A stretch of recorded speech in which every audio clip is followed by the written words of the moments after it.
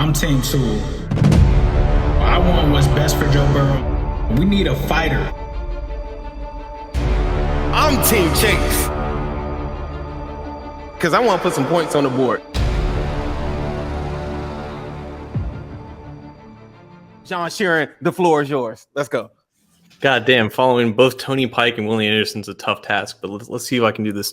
Because we had Tony Pike on, I don't know if you guys remember that UC offense from 2008, 2009. What I remember from that team, you had Marty Gilliard, Dominic Goodman, Marcus Barnett, Ben Gaduli. Those teams went to an Orange Bowl, a Sugar Bowl.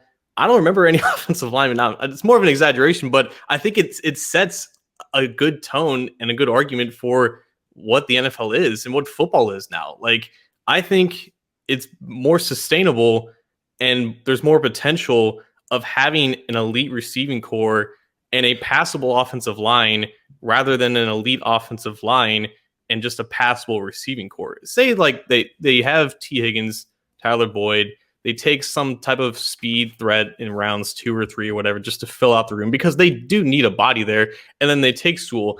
I think for the most part, while you're confident in Sewell, wherever position you play in right guard, right tackle, you're confident he's going to be a decent starter, at least for this year and the next coming years.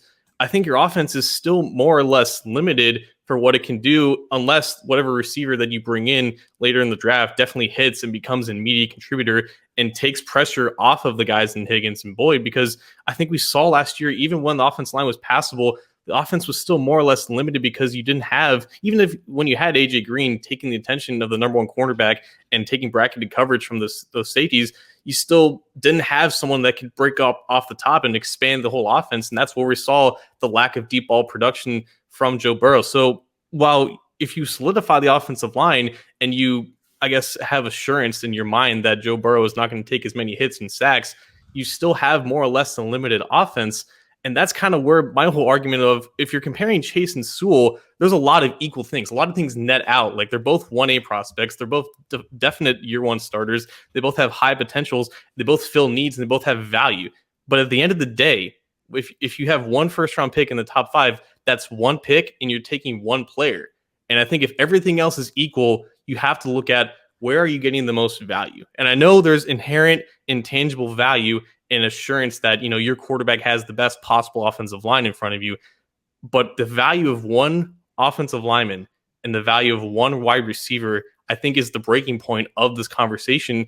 And if you trust the data, specifically from Pro Football Focus, you will find that the best receivers in the NFL now are more valuable than the best individual singular offensive linemen. So that becomes an argument of, if you have a top 5 pick and you have equal needs at one receiver hole and one offensive lineman hole, what is the proper pick? What is the player that maximizes your value?